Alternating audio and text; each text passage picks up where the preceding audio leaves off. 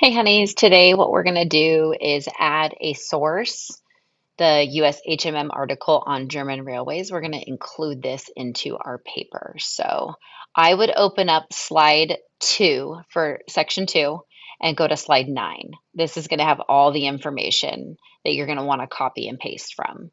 So you're going to come over to your document, click on Tools and Citations. Then you're going to come up here where it says Add Citation Source, and then I have all the information you need to include. So it is a website that we are including, and we accessed it. We're going to pretend we accessed it through the URL. You're going to come over here and click on the URL, and it has this little copy link button. Click on that, and then you'll paste it. It may or may not come up with some information. More likely than not, you are going to have to enter or edit some of the information. All right, so the first thing is that the author is a corporation or an organization. So you're going to check this little box so it gives you one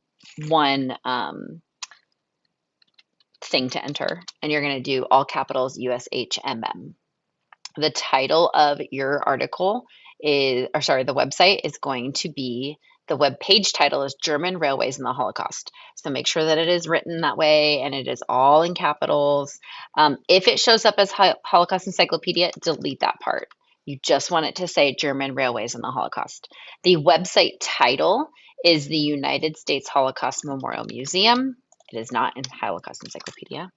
Don't worry about the publisher. Make sure you copy and paste your URL. We do not have a day, month, year for publication, but we do have an access date. So we accessed it. If you're on pace, you should have accessed it in April. Don't worry about the day. Just make sure that you put it was accessed in April of 2026. Then click Add Citation Source. So now as you come down here, it should look just like this. And just for easy reference, I also have it written right here. So that is what it's going to show up as. You want to make sure that all your things are capitalized correctly and spelled correctly. So that's why I suggest you have side by side so you can copy and paste and not just hand type it all in, because we might make some mistakes. All right, so now you're going to come in and you are going to start typing up your document. And sorry, as you are typing your document, when you have a source that you are going to cite, again, tool citation. So, for example, I'm paraphrasing something from Bart Stern. And so at the end of the sentence, I have to come in here and I have to click where it says cite, and it will add my citation for me.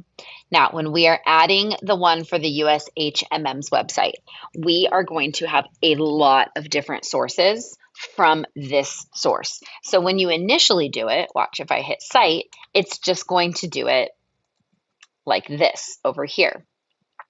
But because we are going to eventually have probably 4 different source pages from this website, what we need to do is we need to add the first word of the article in quotation marks. So it says German Railways.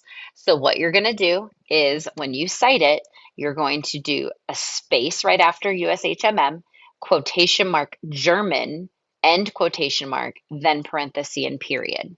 Because we are going to have, like I said, multiple sources, and we can't just always list it as USHMM. We need to make sure that we know which of the pages from that source your information is coming from. Okay, and then when you are citing from Wazell, you are going to include it. Now, since this is our second paragraph in our paper, we probably don't need to reintroduce Elie Wiesel. We do not need to reintroduce that we are writing about the memoir. We are just going to use some of that information. So I'd like us to try to get into the habit now of putting in our evidence without necessarily needing to say or explain the source in which it came from. So, for example, you see in the cattle cars, Jews had to learn to ration their food as they never ate enough to satisfy their hunger. Wiesel 23.